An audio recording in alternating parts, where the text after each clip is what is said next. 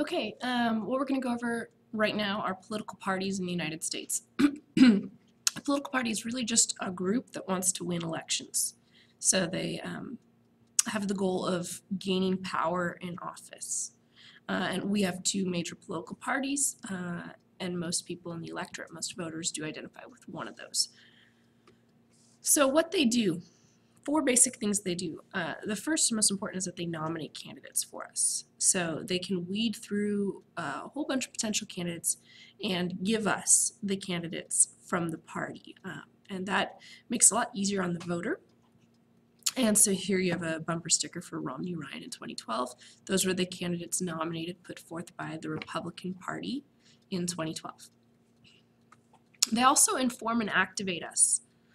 So political parties, they sort of have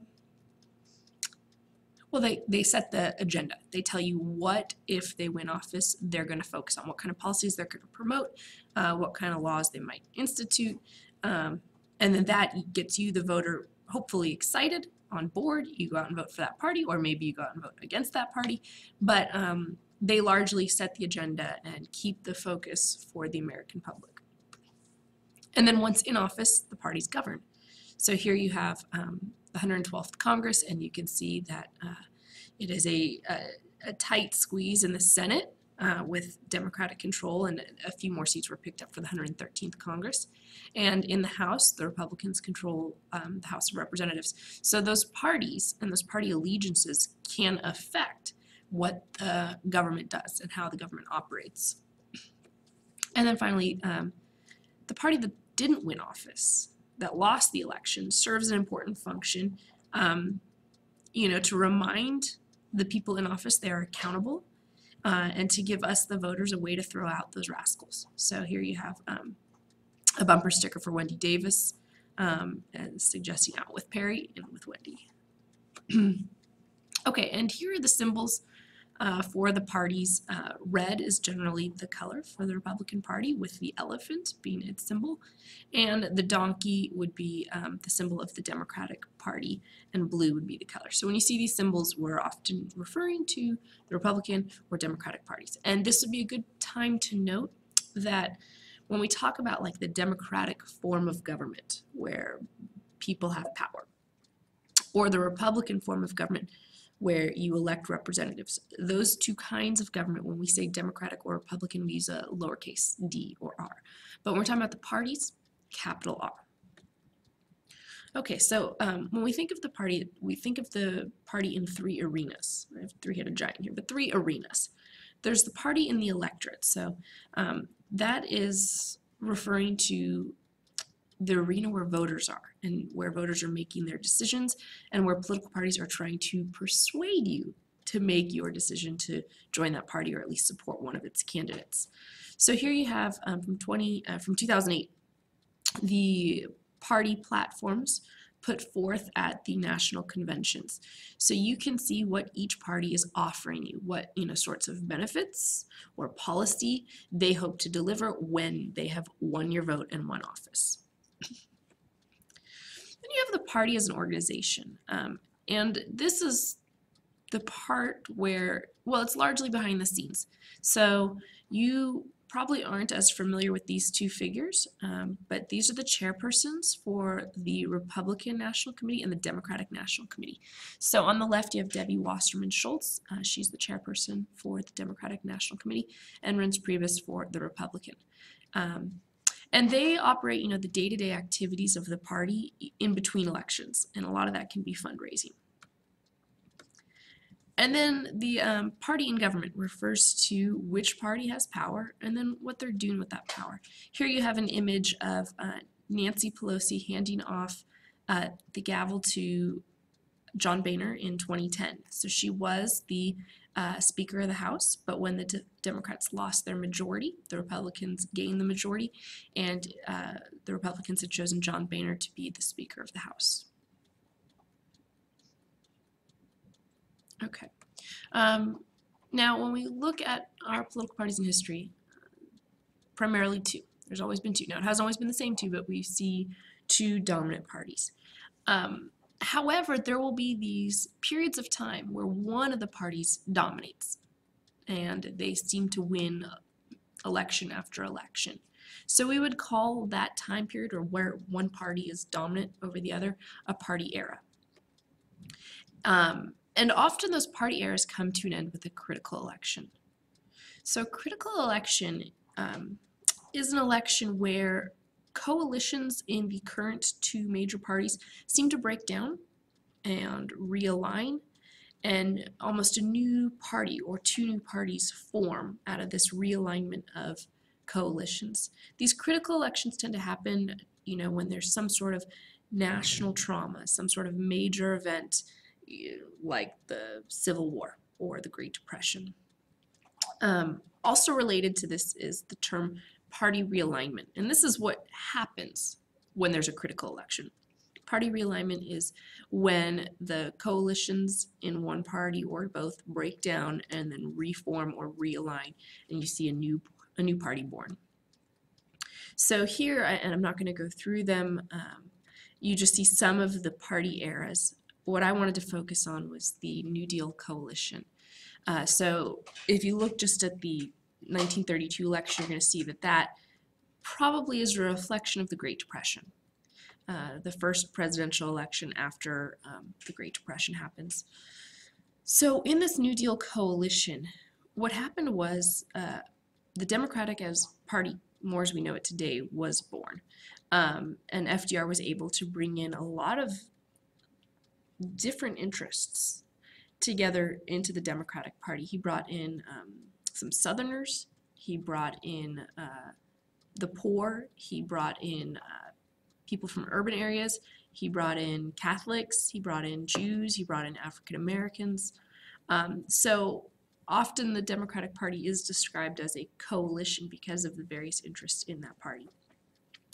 And then, since then, there hasn't been a major realignment, but it's worth noting that with the Reagan years, the 1980-1984 elections, we also see a small shift. And basically, we call the shift, the people who moved in the shift, the Reagan Democrats. And Reagan was able to get Democrats, particularly white Southerners, blue-collar Southerners, to join the Republican Party, to leave the Democratic Party and join in to the Republican Party. And that broadened his base. And we still see that shift existing. So that's pretty significant, those Reagan Democrats that went from being Democrats to now part of the Republican Party. And as a reaction to the Reagan Democrats, you could look at the 90s and see how the Democratic Party under Bill Clinton's leadership tried to redefine itself as the new Democratic Party, kind of shifting back to the right, hoping to get some of those old Reagan Democrats back. But another important trend when we think of party eras is, I told you, it's when one party dominates. So one party has control of the House, the Senate, and the presidency. And that we would call a unified government, when the executive and legislative branches are both controlled by the same party. However, since 1968, we've noticed that's just not the trend anymore. In one election, like in 2008, the Democrats can win the executive branch and the legislative branch. But what happens is, after 2 years, in the first midterm election after a president's in office, we've noticed a trend where the other party wins back control of the legislative branch. So right now, our government is divided. Obama's a Democrat, so we'd say that the Democrats control the executive branch. And we would say that the Republicans control Congress. You might be thinking that the Senate is controlled by the Democrats, but if you just take the sheer numbers in Congress, it's Republican controlled. And after the 2014 elections, that'll be probably for certain.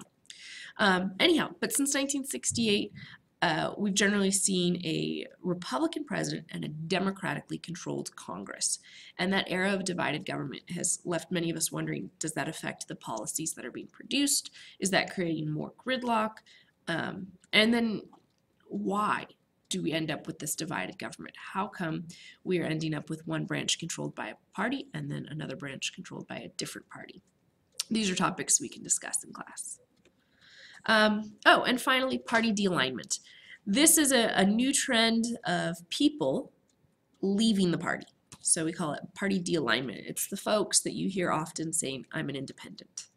And they don't want to identify with the Republican or the Democratic Party. Now, while there has been a rising trend of people who claim to be independent, I want you to be aware of that. But what I really want to stick with you is that regardless of this trend, party identification is still the best indicator of how someone votes.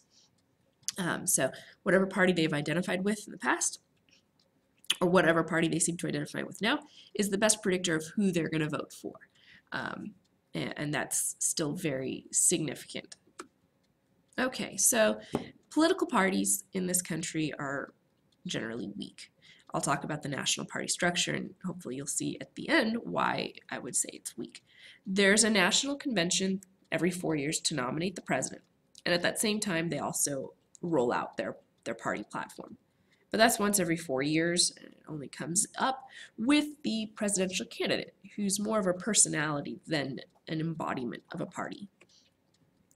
In between elections, there's the National Committee, composed of delegates from all the states, and they're supposed to manage affairs between elections. But again, this is sort of a coalition of state delegates. And to be in the party, for you, the voter, you don't need to pay dues, you don't need to sign on any dotted line, you don't get a membership card, and nor do your elected officials. So if one person in Congress says that they're a Republican, we believe that to be so because they said it. The Republican Party cannot, force those members in Congress and government to align with the Republican Party platform on every single issue, nor can the Democrats. The National Party is more like a coalition, a loose agreement, and then within that, the people in it are also only loosely obligated to follow any sort of Republican or Democratic platform. So the structure, it's not a neat pyramid. It doesn't have that top-down control where Debbie Wasserman Schultz can,